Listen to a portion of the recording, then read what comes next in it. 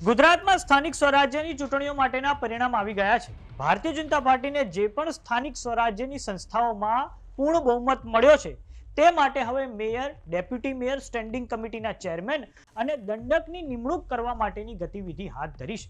આજથી મુખ્યમંત્રી ભૂપેન્દ્ર પટેલના ઘરે પાર્લામેન્ટરી બોર્ડની મીટિંગનો આરંભ થયો છે અને આ પાર્લામેન્ટરી બોર્ડની મીટિંગમાં નિરીક્ષકો દ્વારા જે નામો મોકલવામાં આવ્યા છે તેની પર ચર્ચા હાથ ધરવામાં આવશે।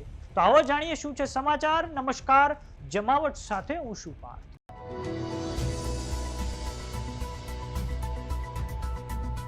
ગુજરાતમાં સત્તાધારી પક્ષ ભારતીય જનતા પાર્ટીએ કુલ 383 સ્થાનિક સ્વરાજ્યની સંસ્થાઓ માટે પદાધિકારીઓની પસંદગી કરવા માટે ગતિવિધિ હાથ ધરી છે।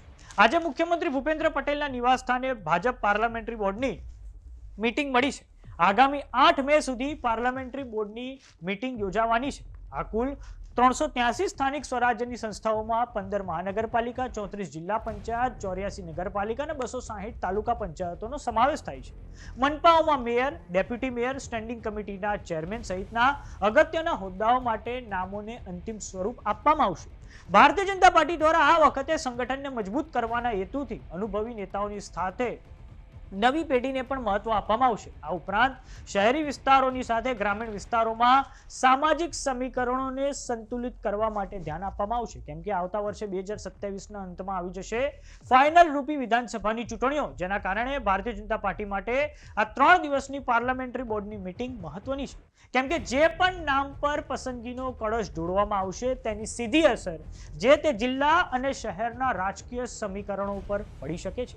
હવે વાત કરીએ ભારતીય જનતા પાર્ટીના પાર્લામેન્ટરી બોર્ડમાં કેટલા સદસ્યો છે, તો તેમાં મુખ્યમંત્રી ભૂપેન્દ્ર પટેલ, નાયબ મુખ્યમંત્રી હર્ષ સંઘવી, ભાજપના પ્રદેશ પ્રમુખ જગદીશ વિશ્વકર્મા, કૃષિ મંત્રી જીતુ વાઘાણી, ઉર્જા મંત્રી ઋષિકેશ પટેલ, આદિવાસી સમાજના નેતા ગણપત વસાવા, ભૂપેન્દ્રસિંહ ચુડાસમા, દર્શના વાઘેલા, A.K. જાડેજા, સંગઠન મહામંત્રી રત્નાકરનો સમાવેશ થાય છે। ભારતીય જનતા પાર્ટી દ્વારા આ અગાઉ સમગ્ર રાજ્યમાં નિરીક્ષકોની નિમણૂક કરવામાં આવી હતી, જેમણે સંભવત ઉમેદવારોની સેન્સ લઈને પાર્લામેન્ટરી બોર્ડને નામો સોંપી દીધા છે। તો વાત કરીએ સ્થાનિક સ્વરાજ્યની ચૂંટણીઓની, તો તેમાં ભારતીય જનતા પાર્ટીનું સમગ્ર ગુજરાતમાં બુલડોઝર ફરી વળ્યું છે। 15 મહાનગરપાલિકાઓની વાત કરીએ તો તેમાં પણ કોંગ્રેસ અને આમ આદમી પાર્ટી ખૂબ પાછળ રહી ગયા છે। મોરબી હોય, પોરબંદર હોય, આ તમામ મનપાઓમાં ભારતીય જનતા પાર્ટીએ ખૂબ મોટા પાયે સીટો હાંસિલ કરી છે। ત્યારે જોવાનું એ રહે છે કે આગામી સમયમાં જ્યારે 2027માં વિધાનસભાની ચૂંટણીઓ આવશે ત્યારે રાજ્યમાં કયા મુદ્દાઓ પર આ ચૂંટણીઓ થવા જઈ રહી છે। તો સમાચારોમાં અત્યારે બસ આટલું। જોતા રહો જમાવટ। જો તમે અમને YouTube પર જોઈ રહ્યા તો સબસ્ક્રાઇબ કરો, જો તમે અમને Facebook પર જોઈ રહ્યા તો ફોલો કરો, સાથે જ અમારી WhatsApp ચેનલ આવી ગઈ છે, જોઈન કરવાનું ના ભૂલતા। નમસ્કાર।